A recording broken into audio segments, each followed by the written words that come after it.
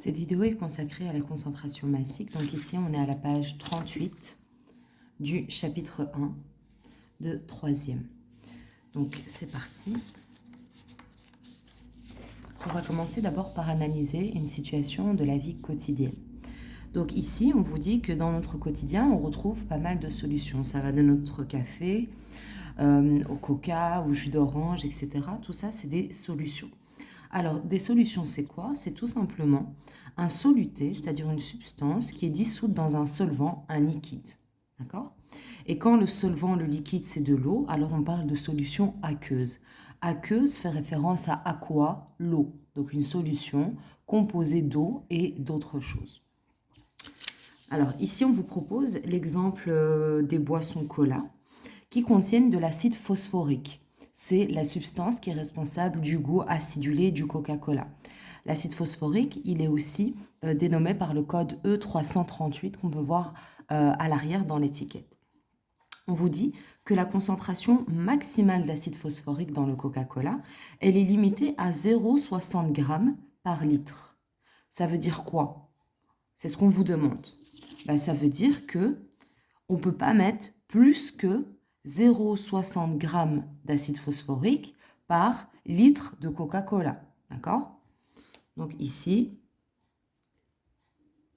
on peut mettre, donc vous complétez bien sûr en même temps sur votre feuille, au maximum 0,60 g d'acide phosphorique ou E338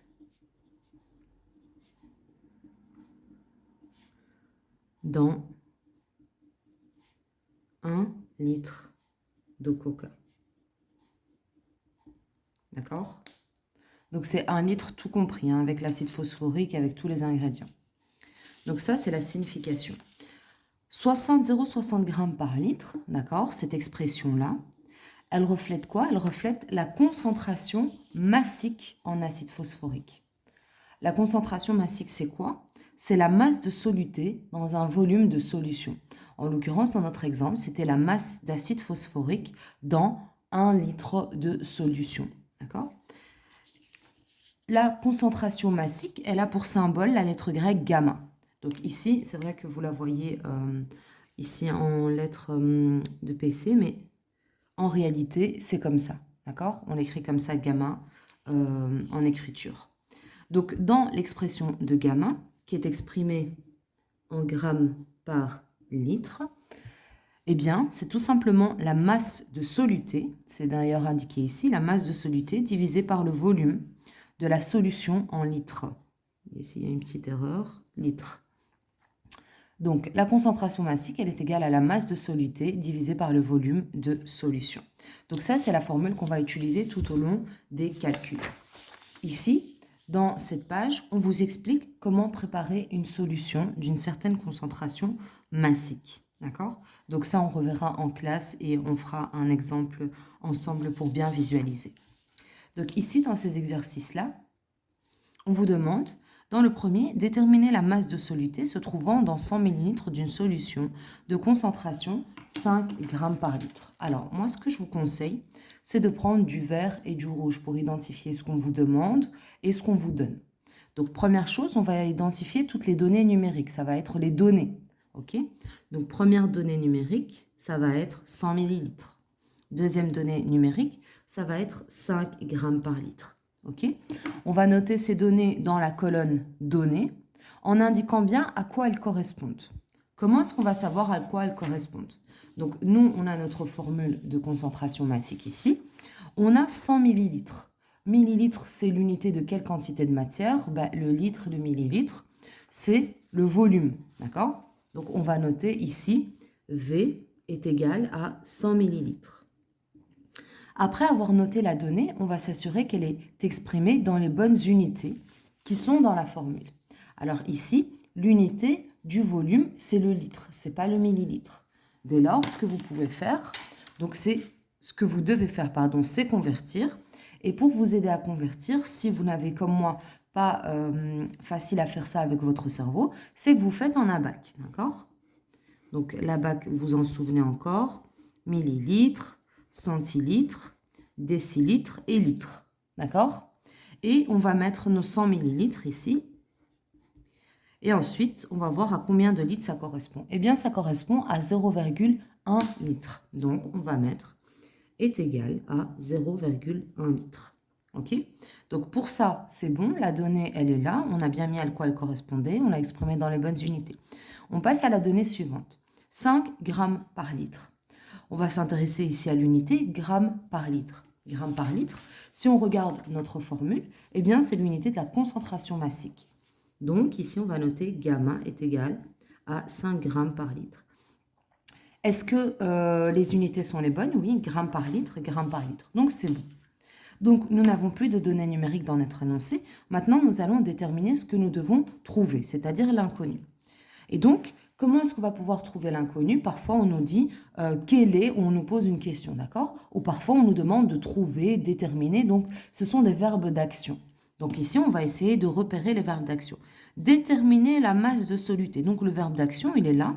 Déterminer. Donc on aurait pu dire trouver, chercher, calculer et ainsi de suite. La masse de soluté.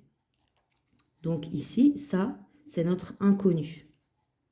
Donc c'est la masse de soluté. La masse de soluté, c'est quoi dans notre formule?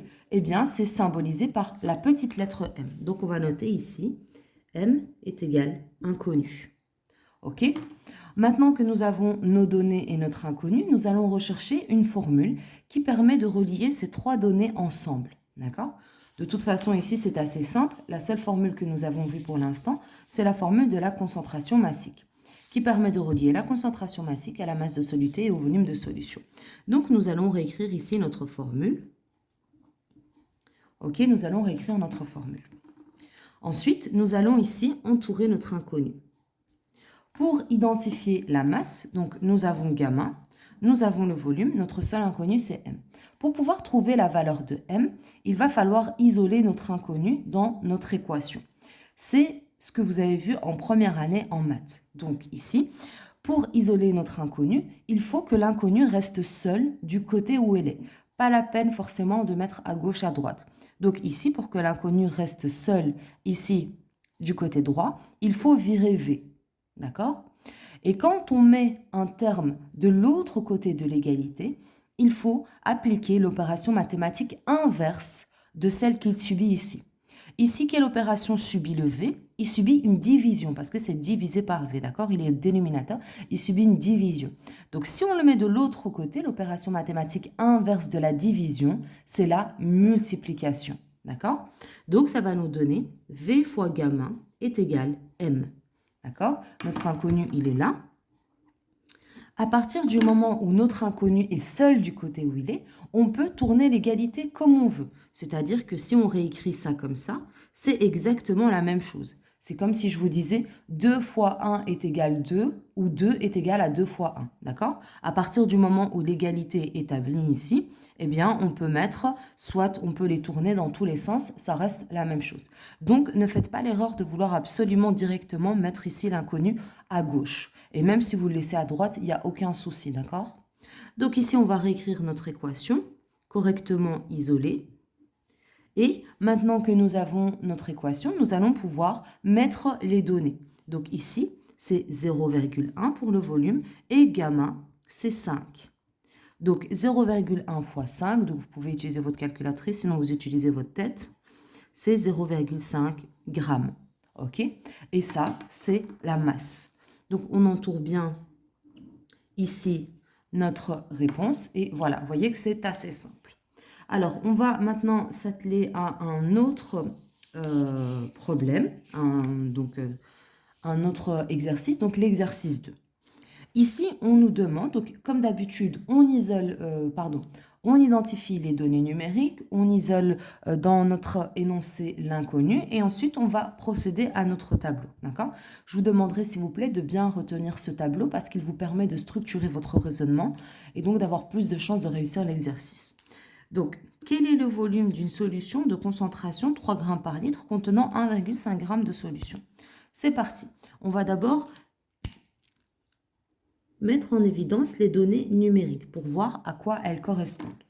Alors, 3 grammes par litre, Donc, on va s'intéresser à l'unité parce que c'est elle qui va nous renseigner sur la quantité de matière dont on parle ici.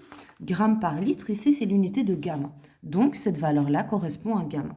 On note gamma est égal à 3 grammes par litre. Ensuite, nous avons 1,5 g.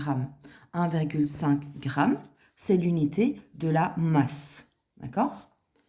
Donc ici, masse est égale à 1,5 g. On vérifie qu'elle est bien exprimée dans les bonnes unités. Et en effet, dans notre formule, la masse est exprimée en grammes, la concentration massique en grammes par litre. Donc les deux unités, c'est OK. Maintenant, quel est l'inconnu? Alors tout à l'heure, il y avait un verbe d'action. C'était déterminer la masse de soluté, etc. Ici, nous n'avons pas de verbe d'action. Par contre, nous avons un mot interrogatif. Quel est le volume? D'accord? Quel est le volume? Donc, le mot interrogatif, il est là. Donc, notre inconnu, ça va être le volume. Et donc, ici, le volume, le symbole du volume, c'est quoi? C'est V. Donc, on va noter V est égal point d'interrogation.